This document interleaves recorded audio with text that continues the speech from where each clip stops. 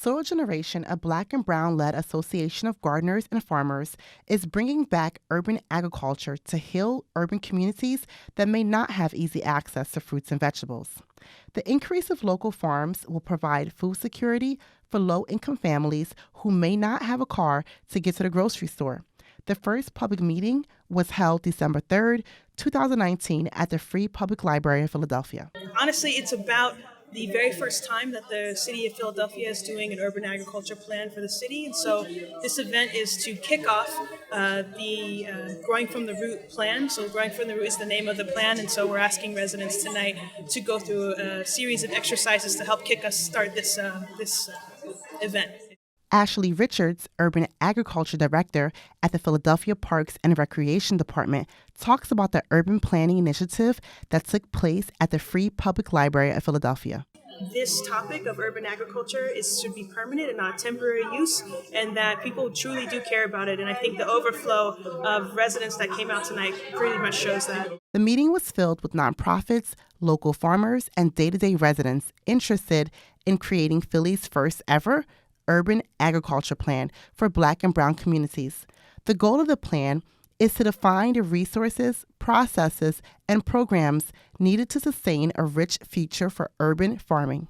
Every area can be considered because we have to remember that urban agriculture is not just growing food into the ground that doesn't have a building on it. Urban agriculture can take place in a container, in a house, or in a senior home. It could also be vertical. It could take place at a school. So virtually anywhere we can grow food, and I think that's what we're trying to get at tonight. Katrina Baxter, Soil Generation team member, shared the history of urban farming in Philadelphia and helped to organize attendees into small groups. The groups wrote agriculture plans and defined how they viewed local farming. The meeting defined garden types, locations of gardens and farms, and examined people living in poverty. And then I also see people who are allies of folks from communities of color who are saying, like, yes, we think that it's important for folks to have food and have access to food. And folks are standing up and saying, yep, this is what we want. And so this is exciting. It's exciting because the city's going to know by the time we're finished that we have a real constituency here, and there's a lot of advocates throughout the city who really want us to grow food in our area and to grow food in a better way. Philadelphians already buy fruits and vegetables from local farmers, and Baxter only expects to see an increase from local buyers.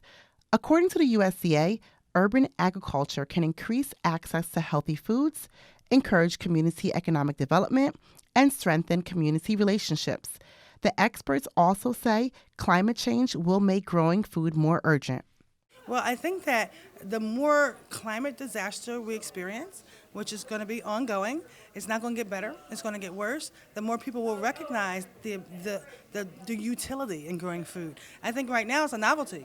But for those as you can see on the map that we showed, that the cluster of gardens are actually in Black and Brown and poor Black and Brown neighborhoods. So most of the people who are actually growing food, in gardens look like me. And so we're doing it because we need to, right? Because food security is an issue in our communities. Zakia Ali, community advocate and educator, is a vegan gardener who recalls when healthy food was easily accessible in Philadelphia. History has shown that it works, that it's successful, that it's needed, that it is something that can't be removed, it can't be displaced, it can't be gentrified, it can't be done away with, and that with all this movement of buildings, where's the green open space? Where's the space for people to have trees? As a kid growing up in Philadelphia, it was real easy to walk around and eat fruit all summer because there were fruit trees everywhere, there were grapevines everywhere, there were fig trees, there were plums, there were peaches, there were pears, and now all those things have disappeared from our environment, which causes people to have health issues that some of them didn't have before because of accessibility. It's causing people to be hungry when they weren't hungry before because there was accessibility and they didn't have to ask or feel that they were trespassing or taking something from someone else. So the history has shown generation after generation that it works. Adrian Galbraith Paul, farmer manager at the Heritage Farm, which is a part of Methodist Services, a nonprofit, has been around for 7 years.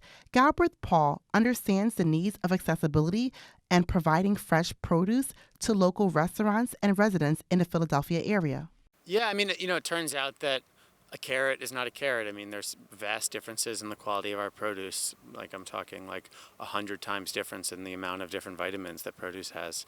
So it's really hard to test for those things, but the best way is actually to taste them and to eat them. And the better something tastes, the more sweet it is, the more flavor it is. Generally, the healthier it is for you.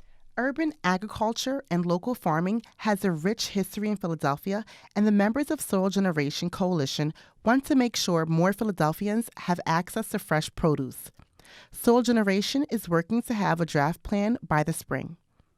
I'm Chantal Belafonte, reporting for PhillyCAM Voices.